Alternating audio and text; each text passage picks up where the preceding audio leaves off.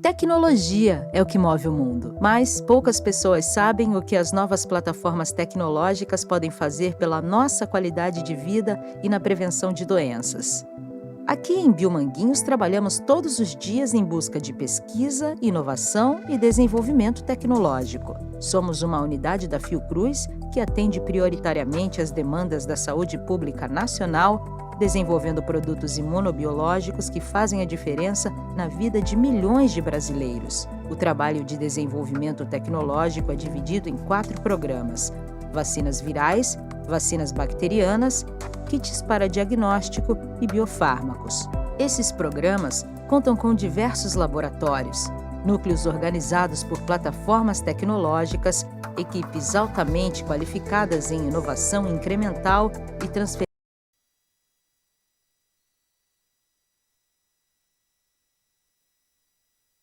clínicos e produção em escala industrial. Durante a pandemia da Covid-19, nossos laboratórios atuaram na busca de soluções e outros produtos essenciais para o Sistema Único de Saúde.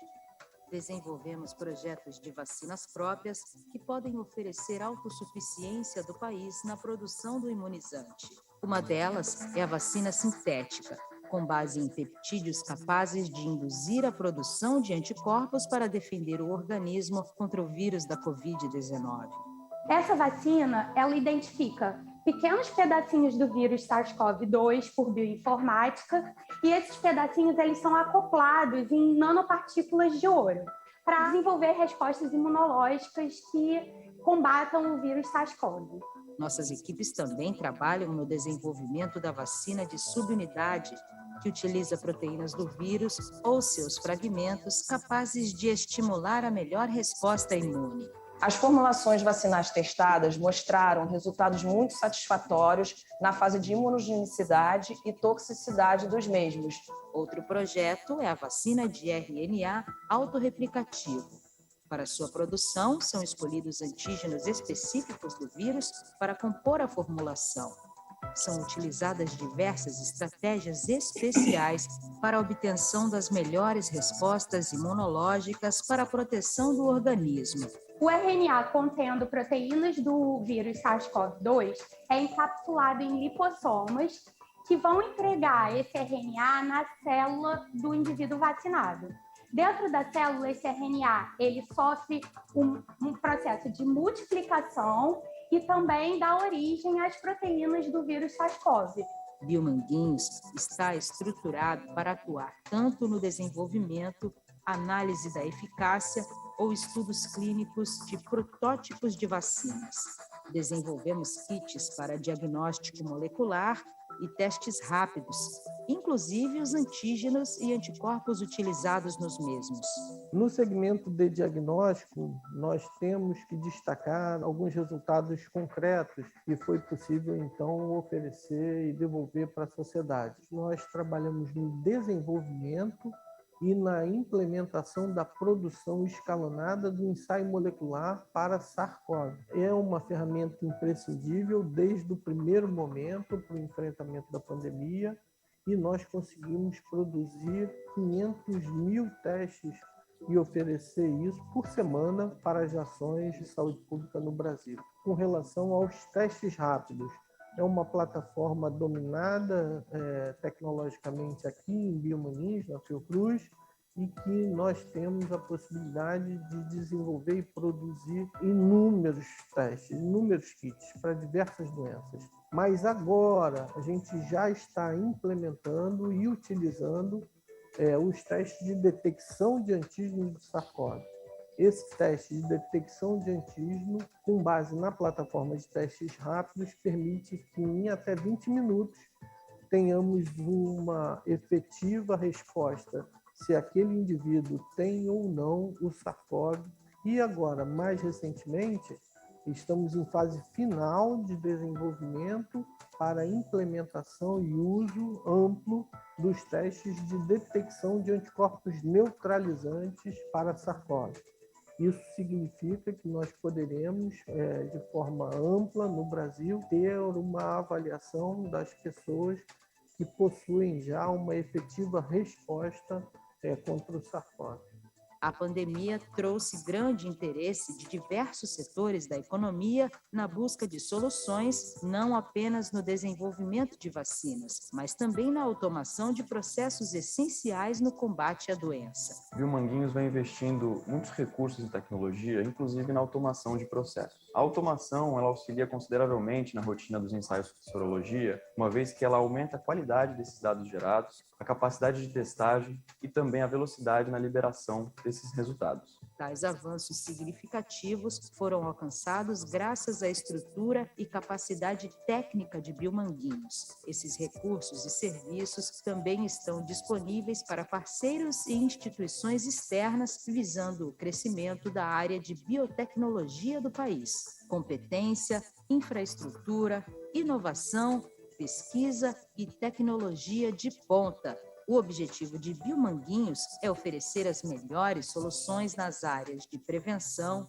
diagnóstico e tratamento de doenças. Trabalhamos todos os dias para cumprirmos o nosso compromisso de levarmos mais saúde a todos os brasileiros.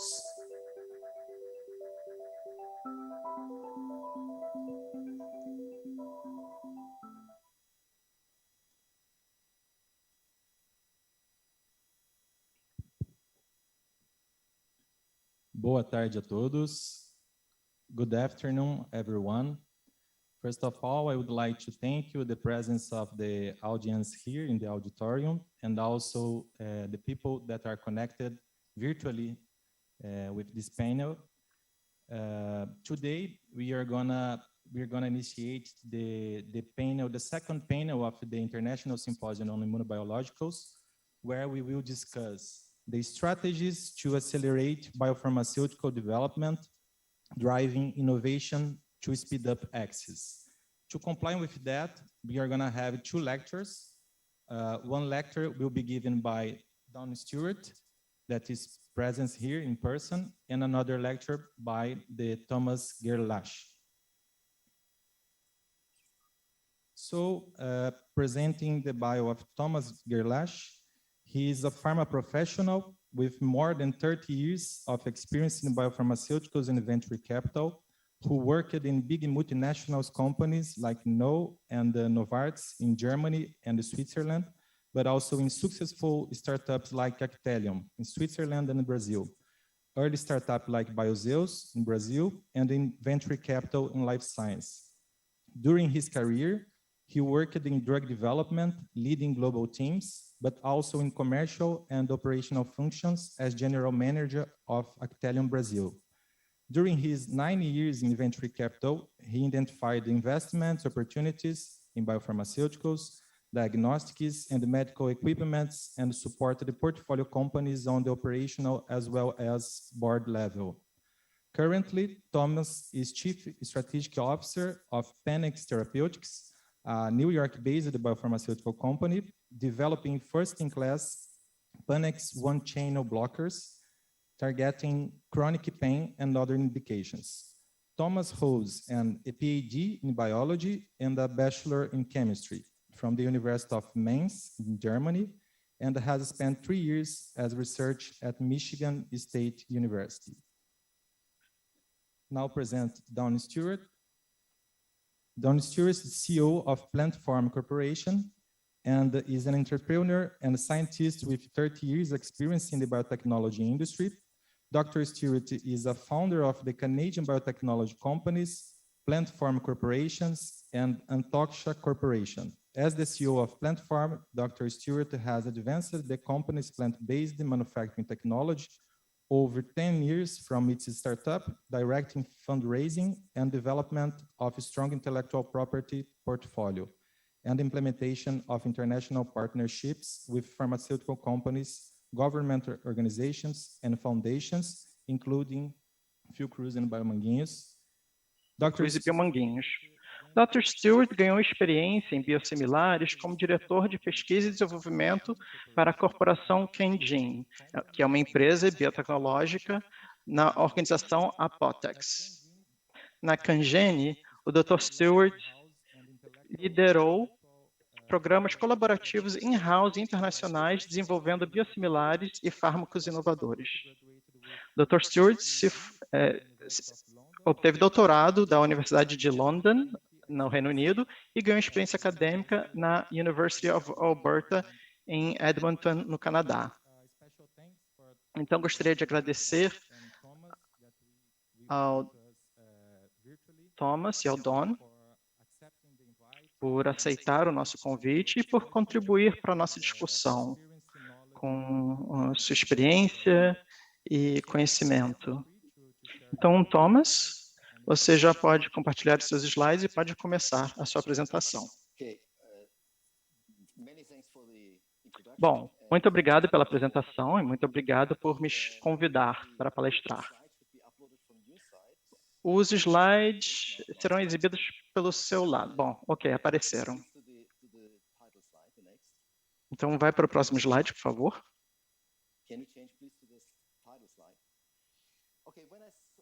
Muito bem.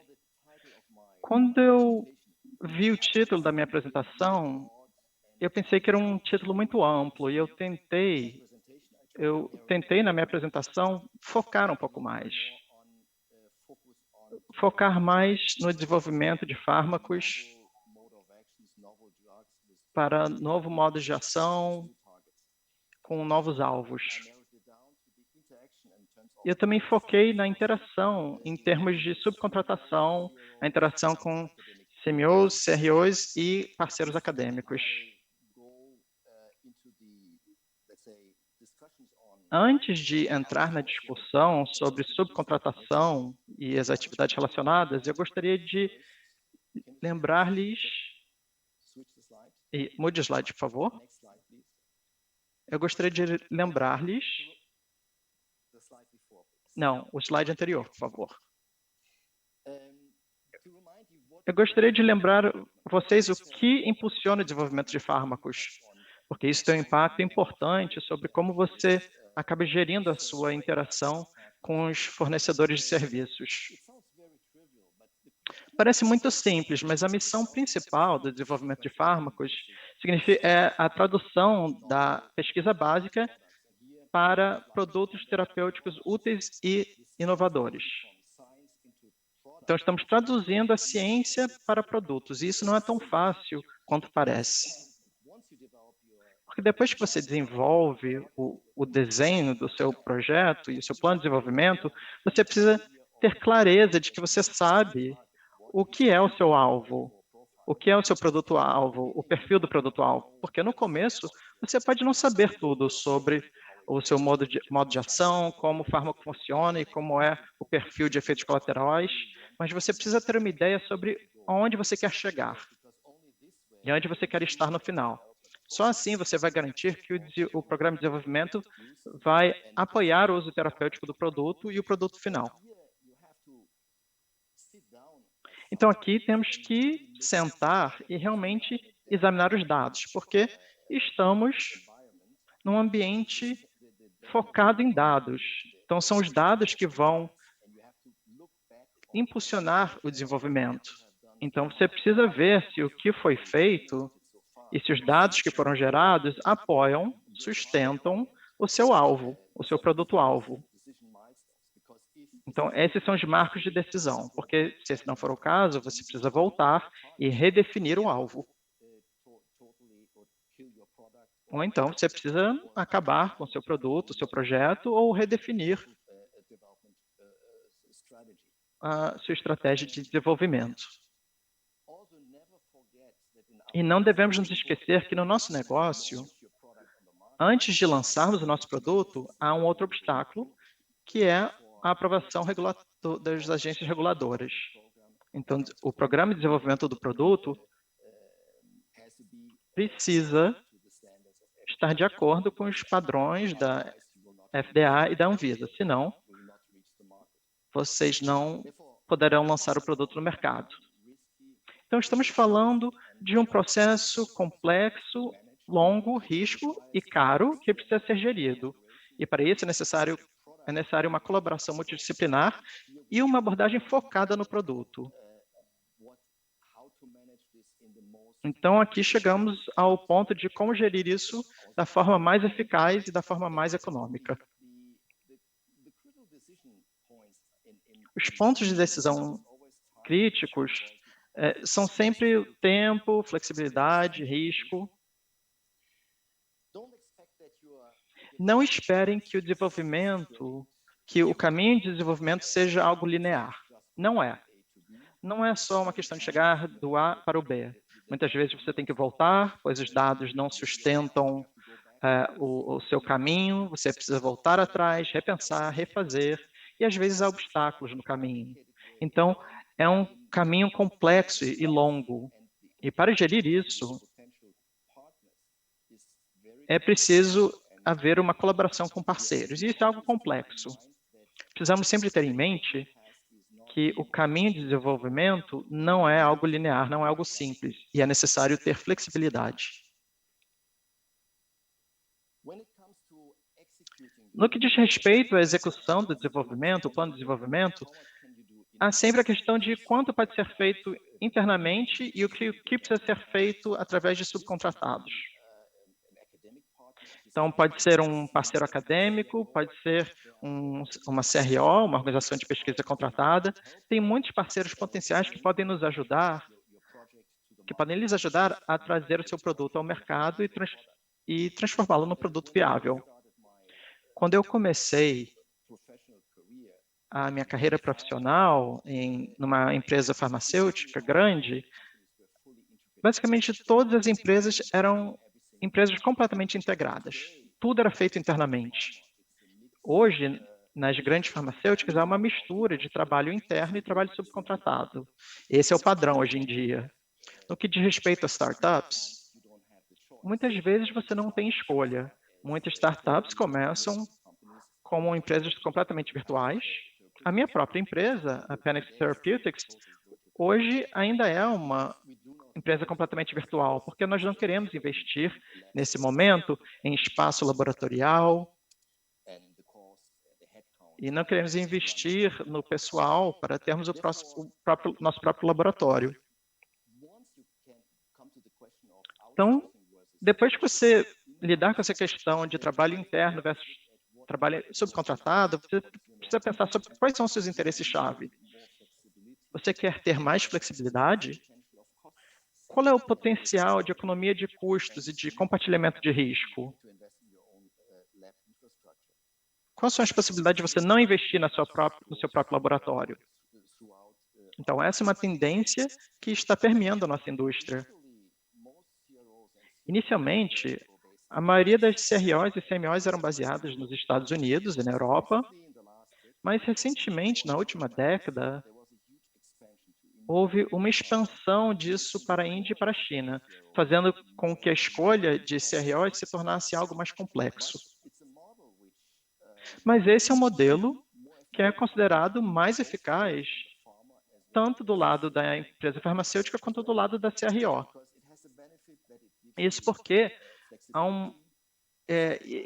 essa abordagem fornece mais flexibilidade, reduz o tempo, reduz a burocracia e pode também otimizar o programa de desenvolvimento. Mas há um grande porém. E isso tudo precisa ser feito da forma correta, senão pode gerar atrasos e muitos problemas. Próximo slide, por favor. Então, se quisermos subcontratar, precisamos fazer algumas perguntas. A primeira pergunta é: o que deve ser subcontratado? Porque não faz sentido subcontratar tudo. Então, se for uma startup virtual, é claro, isso não é uma questão. Mas se você tem a capacidade interna, você precisa pensar duas vezes sobre o que deve ser subcontratado. E eu vou voltar a isso um pouco mais tarde. Então, a segunda questão importante é: qual é o parceiro correto? Porque a seleção do parceiro correto vai definir o sucesso da sua parceria com o fornecedor de serviço. E a terceira pergunta, provavelmente a mais importante, é como gerir esse relacionamento entre a empresa e a CRO. A maioria das vezes, o problema não é a questão técnica, a questão de competência do seu lado ou do lado da CRO. Não são essas questões que fazem com que um projeto falhe. É um problema de comunicação, de falta de entendimento sobre o que é importante, e um problema sobre como juntar as duas organizações de tal forma que elas trabalham de forma sinergística e garantir que vocês consigam tirar o máximo de proveito das duas organizações. E isso, claro, não é tão simples. Então, a pergunta do o que deve ser subcontratado? Bom, é sempre uma questão de competência, tempo, risco, custo, qualidade e flexibilidade. Se você tem padrões, vamos imaginar o cenário de uma CRO. Se você tem estudos padrão e tudo padronizado, bem, basicamente, esses estudos estão ali disponíveis, pelas CROs. Essas CROs fazem isso de forma rápida e de uma forma mais custo-eficaz do que as grandes farmacêuticas. Então, faz sentido para as grandes farmacêuticas subcontratarem tudo que é padronizado.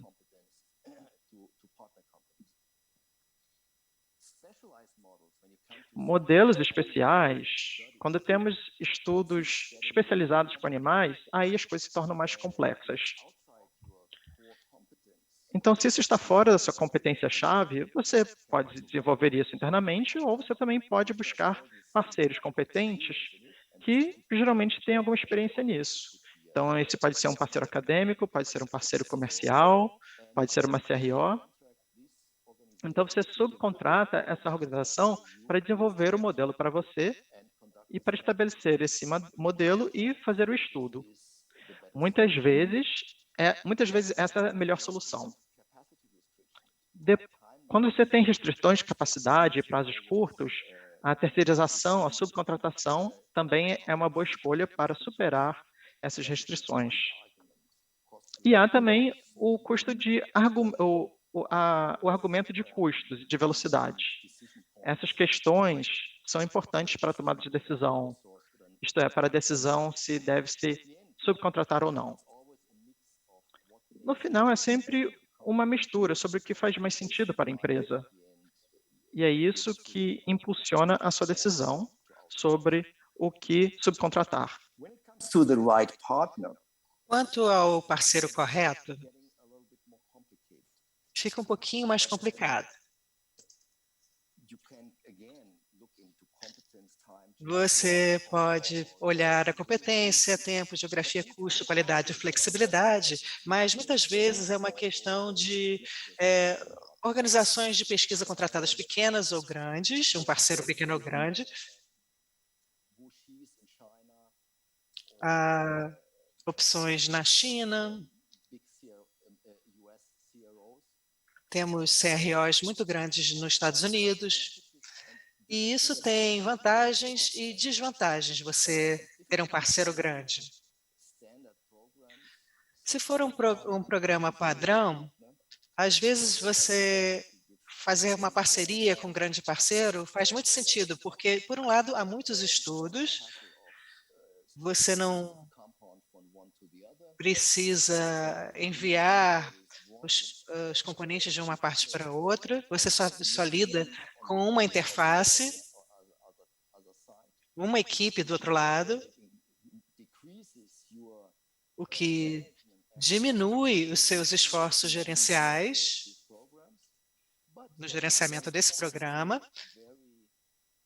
Mas quando a gente considera necessidades específicas, indicações específicas, estudos específicos e experiências também específicas, as organizações de pesquisa contratadas que são pequenas podem ser as melhores, porque eles têm um know-how específico, eles são muito especializados em algumas terapias, algumas tecnologias. Então, você tem que ver quais seriam as capacidades científicas do CRO, do seu parceiro, seja acadêmico ou comercial, para poder satisfazer suas necessidades. Você tem que entender o que faz mais sentido para você. A geografia é outra consideração que você sempre deve manter em mente, porque temos zonas temporais diferentes, fusos horários diferentes, línguas diferentes. Às vezes, o decisor não é somente o custo, porque temos CROs na Índia e na China que são boas opções em termos de custo, e eles podem prover serviços muito bons, mas a geografia é uma barreira às vezes, e você tem que considerar isso. E você tem que considerar ambos os lados. Quanto à comunicação, quando você negocia e seleciona uma CRO, você pode não ter um bom feeling de como eles se comunicam, que não é fácil chegar à pessoa certa, às vezes, o tempo de resposta pode ser devagar. Então, é um mau sinal. Você não pode esperar que isso vai melhorar ao longo do tempo. Portanto, nesse caso, você realmente deve pensar 2 vezes se você entra numa parceria com essa CRO ou essa universidade. O tempo, o custo-benefício, qualidade, são sempre pontos críticos, e não esqueça, no final, da aceitação pelas autoridades regulatórias. Se essa CRO ou se esse parceiro, se eles têm uma aceitação da FDA, por exemplo, porque essa aceitação de você e do seu parceiro tem um papel importante na aprovação do processo. Às vezes, quando você não tem uma escolha certa do início, então o sucesso dessa parceria já está em risco. Então, gaste um tempo para achar o parceiro correto, porque é difícil. E uma vez que você comece, não dá para voltar, senão você vai perder muito tempo. O terceiro ponto, na minha opinião, seria o mais crítico. Como é que a gente gerencia o relacionamento com a CRO de uma maneira bem-sucedida? Aqui depende muito do seu lado e do outro lado também. Quanto às CROs, a gente tem que ter uma relação contratual clara, sem nenhum ponto problemático.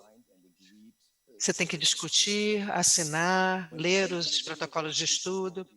Quando a gente fala de universidades, seria uma barreira principal. Você nunca deve começar uma parceria e uma relação com uma instituição acadêmica ou uma universidade se você não tem um protocolo de estudo assinado de ambas as partes. Uma vez que você começou o seu projeto, é chave que você tenha a responsabilização. Então, você tem que definir alguém da sua equipe que seja responsável por esse projeto, e a mesma coisa para o outro lado. Quem que está responsável? Isso é essencial, que ao longo do tempo você tenha um bom relacionamento, com um progresso rápido dos seus projetos, com essa CRO, com esse parceiro. As linhas de comunicação têm que ser efetivas, porque comunicação é tudo. Você tem que desenvolver uma relação sólida com seu parceiro. Você tem que ter cronogramas com os quais vocês tenham concordado, e monitoramento também. Isso tem que funcionar muito eficientemente. E você tem que levar em consideração as linguagens de barreira, porque o inglês dos chineses e dos indianos às vezes é um desafio, por exemplo. E, portanto, vocês têm que estar preparados para isso, e vocês têm que levar em consideração, às vezes, as diferenças culturais, porque, às vezes, depende do histórico cultural, porque as respostas que você tem não são as mais diretas que você poderia esperar. Então, você tem que levar em consideração que em algumas culturas eles não são tão diretos. Então, você tem que insistir um pouco para ver se vocês estão no caminho certo. E vocês têm que designar um bom gerente de projeto, não somente alguém que vai fazer o controle do cronograma e das atividades. Você precisa de alguém que vê o quadro geral, que ele possa perceber quando algo está dando errado fundamentalmente. Então, o gerente tem que estar alerta, e isso poderia colocar em risco o sucesso de um projeto. Então, tem que ser alguém que, de fato, vê o grande quadro, que tenha uma boa ideia do projeto como um todo, do panorama e para onde você quer ir. Então, um alinhamento total com a sua CRO, a organização de pesquisa terceirizada, e eles também têm que entender quais são seus processos, quem são suas pessoas, e até certo nível, eles têm que entender os insights do projeto, porque quanto mais eles entendem quais são as suas necessidades, aonde vocês querem ir, mais eles podem se adaptar para satisfazer melhor as suas necessidades. E o último ponto é tratar a equipe de terceiros, a parte do lado CRO, dos seus parceiros, como você esperaria que fosse tratado também. Portanto, para um gerenciamento de projetos bons e um controle de atividades também é chave. Aqui, do lado dos negócios, você tem que pensar em tempo, qualidade e custos. Mas para você conseguir entregar o seu projeto, chegar no seu alvo, há muitos outros pontos. É algo muito complexo. Você sempre tem que considerar uma boa governança, a satisfação que pode mudar. Isso acontece quando a gente está num ambiente orientado a dados. Os riscos, vocês têm que estar conscientes do risco e estar alinhados se o risco que vocês estão tomando hoje são adequados para você chegar no alvo do produto final. Portanto, você costurar todos esses pontos que estão aqui.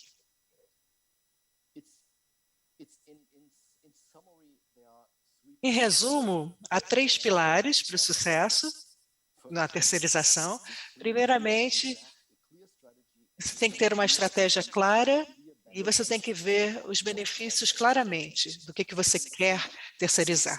Em segundo lugar, quem seria o parceiro certo? Seria uma CRO, uma instituição acadêmica, um PMO? Seria uma mistura de pontos que você vai perceber quem seria o melhor, em termos de expertise, tamanho, qualidade, geografia, o que mais for. E o mais importante seria o gerenciamento do projeto e comunicação. Você tem que gerenciar isso muito bem de ambos os lados. Somente isso vai tornar o seu projeto um sucesso. É isso. Muito obrigado.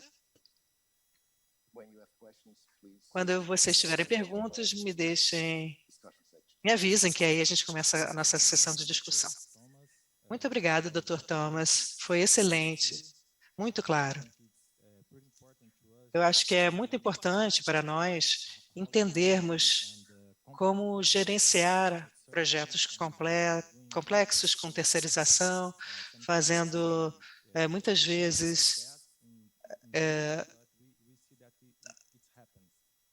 a parte virtual do projeto. Às vezes a gente não vê como funciona, mas isso acontece. Agora vamos começar com a próxima palestra, com o Dr. Don Stewart.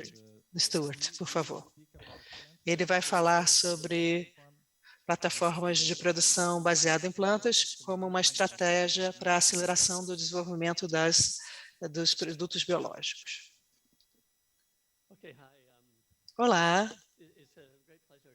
é um grande prazer estar falando aqui no Rio de Janeiro hoje. não somente porque estamos encontrando com os colegas com que a gente está trabalhando num projeto meio complexo, mas porque a temperatura aqui está 32 graus Celsius, lá em casa estava -1, então eu estou muito feliz com isso. Então, somos uma empresa canadense, somos uma empresa de apenas 20 pessoas, então no contexto das discussões, estamos muito felizes de estar numa parceria com a Biominas, desenvolvendo uma droga, e eles estão trazendo muita expertise, know-how na fabricação para o uso da nossa tecnologia. Então, vou focar, de fato, em por que a gente usaria essa tecnologia baseada em plantas para a terapêutica. Então, vou falar um pouquinho sobre a nossa empresa. Nós estamos baseados no Canadá. Nós temos uma empresa subsidiária chamada Intoxo, que foca em bioterrorismo e como lutar contra isso. Temos uma subsidiária aqui no Rio também. Temos uma parceria com uma empresa local no Rio também.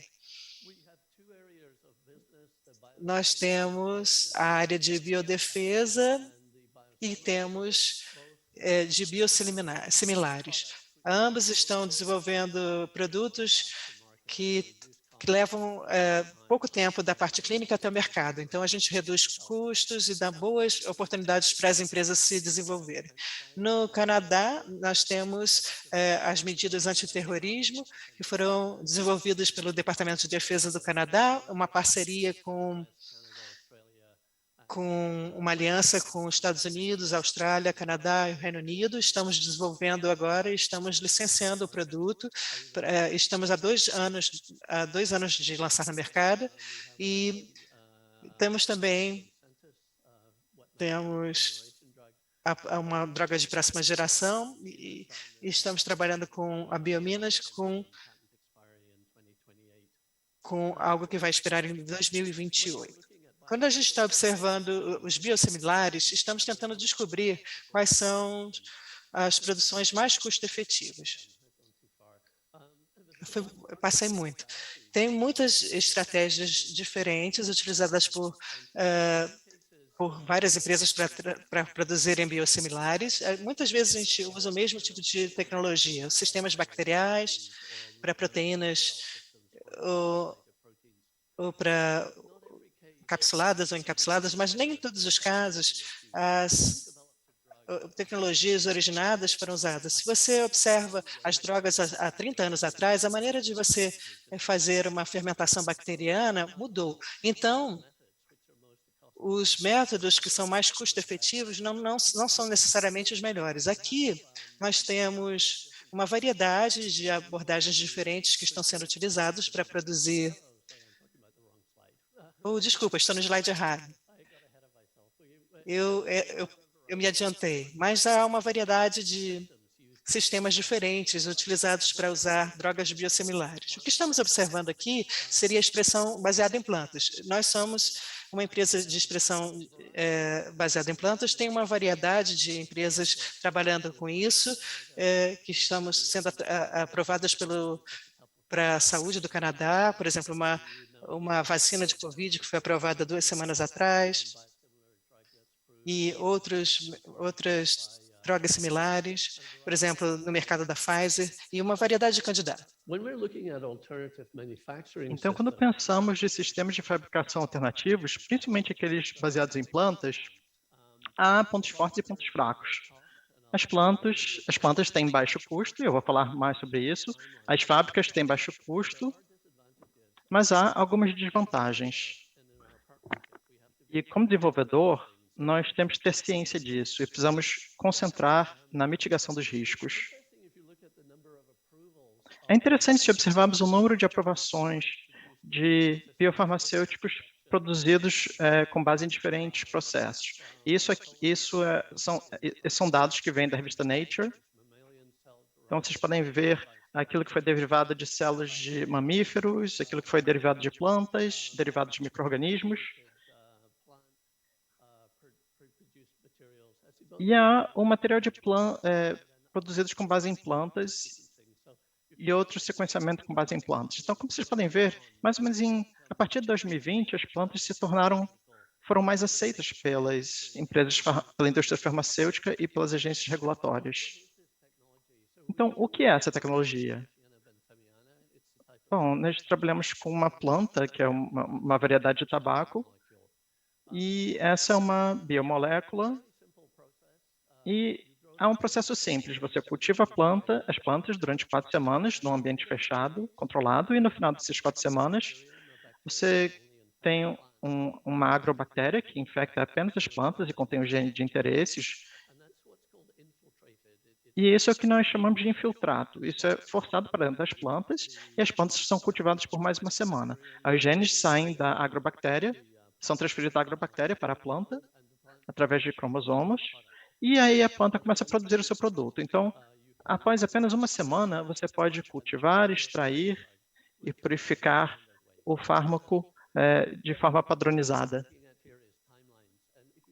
E aqui estamos pensando nos cronogramas. Olhem para a parte inferior desse slide. Aqui nós estamos tentando determinar se podemos produzir um fármaco em 14 dias se temos a sequência gênica. Isso compara-se com meses e meses de outros sistemas. E quando você aumenta para a escala de gramas, estamos falando de apenas alguns meses em vez de anos, então a vantagem é muito grande. Quando pensamos sobre desenvolvimento de expressão, não temos apenas cronogramas curtos, mas pode haver uma sobreposição. Podemos examinar diferentes vetores, diferentes meios, semanalmente, e podemos tomar chegar à conclusão sobre qual é a melhor maneira de avançar o produto. Outro aspecto dessa tecnologia é a facilidade para aumentar a produção. O trabalho com base em mamíferos pode demorar muitos anos para aumentar a produção, mas com plantas, você tem plantas idênticas que estão sendo cultivadas num ambiente idêntico. Então, para aumentar a produção, você só precisa aumentar o número de plantas sendo cultivadas. Aqui temos o exemplo, no lado esquerdo, de um sistema de fazenda vertical. São 30 camadas, 30 metros de comprimento. Então, há muito espaço para crescimento e tudo isso é contido. E isso é muito simples em relação com o sistema do lado direito, de fermentação com base em mamíferos. E quando você começa a produção, basicamente você tem uma redução dos custos dos insumos. Isso é muito importante aqui para o Brasil e para o Canadá. Vamos examinar a área em azul desse gráfico. Aqui temos o custo dos bens, dos insumos. Então, na esquerda temos o custo de uma empresa de marca nos Estados Unidos. E em cima podemos ver o preço de varejo do fármaco. Isso, como vocês podem ver ali, o nosso custo é menor. Então, podemos obter lucro alto ou podemos reduzir o custo da nosso fármaco no mercado e podemos dar um benefício para os sistemas de saúde. Então, esses sistemas baseados em plantas, basicamente, por que eles são interessantes? Bom, eles são escalonáveis, é fácil construir essas fábricas, a tecnologia é bem conhecida, a tecnologia é transferível, nós já transferimos a nossa tecnologia, já aumentamos a produção, transferimos essa tecnologia para outra fábrica nos Estados Unidos, o custo dos insumos são muito menos, são 10% menos em relação à produção com base em mamíferos, e o tempo de produção para chegar a ter um processo, esse tempo de produção é muito reduzido. Então, vemos muita oportunidade para isso. E no nosso programa,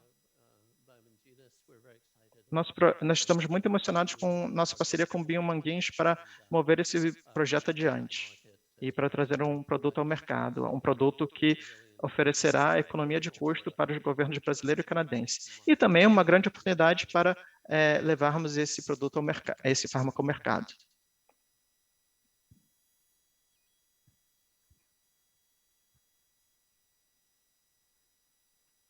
Thank you very much, Don. Muito obrigado, Don. Foi uma apresentação excelente. E podemos ver os vários benefícios que essa plataforma pode trazer para a fabricação de anticorpos e outros bioterapêuticos. E agora gostaríamos de abrir o painel para perguntas. Então, se vocês quiserem fazer uma pergunta, peçam o microfone, ou então, se vocês estiverem participando virtualmente, vocês podem inserir suas perguntas no bate-papo. Então, alguém tem alguma pergunta? A pergunta pode ser feita em português, pois temos tradutores simultâneos, ou a pergunta pode ser feita em inglês. Procópio?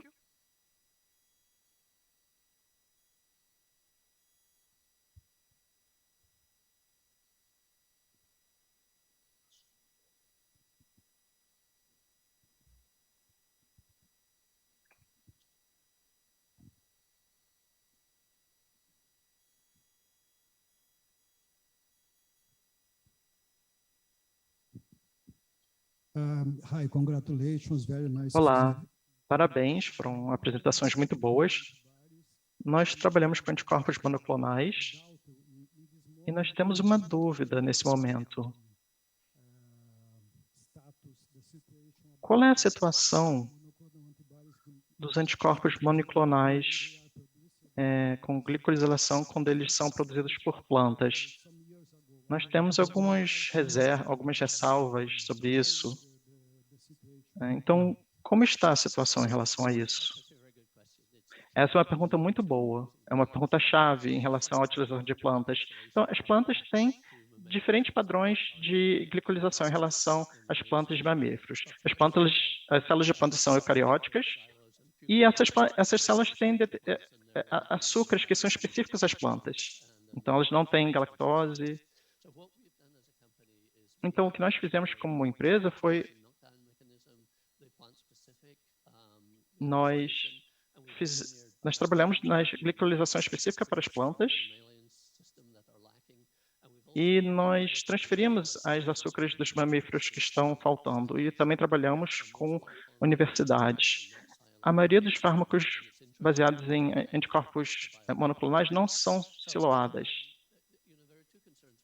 Então, há duas preocupações. A primeira é a segurança, e nós acreditamos ter abordado esse problema, pois temos uma glicolização semelhante a mamíferos, e aí temos a introdução de açúcares. Nós temos que confirmar que os padrões oferecem as mesmas características de ligação, principalmente no que diz respeito à atividade que estamos focando. Então, isso é algo que temos focado no nosso programa de desenvolvimento. Estamos trabalhando em algumas patentes para isso. Obrigado. Muito obrigado, Don. Eu tenho uma pergunta para o Dr. Thomas. Dr. Thomas, eu não sei se eu perdi isso na sua palestra, mas o que você acredita ser o critério mais importante para selecionar uma CRO ou uma CMO? Não é uma resposta simples. Isso depende das necessidades, das necessidades da empresa, das suas necessidades.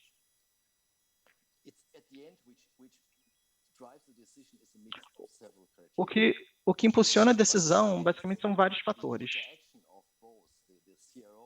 Mas é a interação da CRO e da empresa que é essencial para o sucesso do empreendimento. Quando você está negociando com a CRO, quando você está discutindo as capacidades técnicas, se a comunicação não for boa, basicamente, eu acho que o projeto não deve ir adiante. Então, o primeiro critério é o quão receptivos e o quão comunicativos eles são. É fácil discutir os assuntos com eles? Eles entendem as nossas necessidades? Se esse não for o caso, então não devemos nem seguir adiante para o próximo passo. Obrigado, Thomas. Eu tenho aqui uma pergunta das pessoas que estão participando virtualmente. Eu acredito que seja uma pergunta para o Don e também para mim, talvez. Rodrigo perguntou: já estamos próximos de produzir biosimilares no Brasil com base em sistemas de plantas? Sim, estamos emocionados pela oportunidade aqui no Brasil. Mas talvez seria melhor se você falasse sobre isso. Mas nós temos trabalhado no Brasil desde 2014 num fármaco biosimilar, e há uma necessidade para a introdução de tecnologia, e nós podemos ser parceiros nisso, e a necessidade de capacidade de desenvolvimento que a Biomanguinho traz com suas instalações. Então, essa é uma oportunidade muito bacana, mas eu vou deixar aqui para você falar mais sobre isso. Sim, como o Dom falou, nós temos uma cooperação com uma fazenda de plantas. É uma estratégia do Biomanguinhos ter sistemas de expressão alternativos baseados em plantas. Então, essa fazenda é uma dessas alternativas e nós acreditamos nos benefícios que essa plataforma pode nos trazer. Nós também já estamos co-desenvolvendo biosimilares com essa plataforma e nós acreditamos que nos próximos anos nós teremos esse produto com autorização para levar ao mercado e aí poderemos aplicar isso para o desenvolvimento de outros produtos. Olha, basicamente o nosso tempo acabou, temos tempo para apenas mais uma pergunta, então, Marco, tem outro microfone?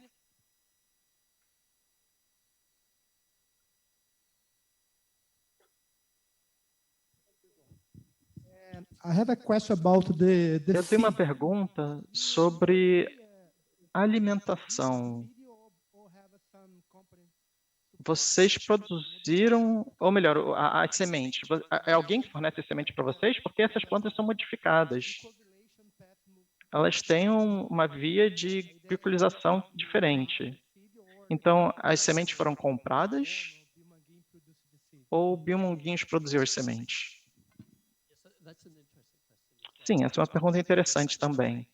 A resposta é complexa. Então, precisamos abrir uma garrafa de vinho para falar sobre isso. Mas a plataforma está desenvolvendo as sementes. Nós utilizamos dois sistemas. Temos um tipo selvagem que está disponível e nós criamos uma planta transgênica que tem uma glicolização diferente. Então, nesse caso, nós poderíamos utilizar uma semente que já está presente aqui no Brasil, ou então seria necessário importar a semente modificada. Essa é uma questão que temos que abordar com as autoridades reguladoras, e é isso que gostaríamos de fazer.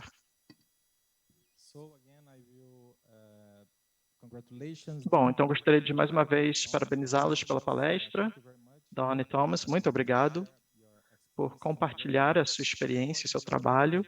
Infelizmente, nós temos que concluir essa sessão para iniciar outra sessão, que será o pôster oral, a apresentação oral, número 4, o desenvolvimento e otimização de um protocolo para a geração de células CART19BBZ. Será um pôster apresentado por Leonardo Ribeiro Batista Silva, do INCA. Então, muito obrigado.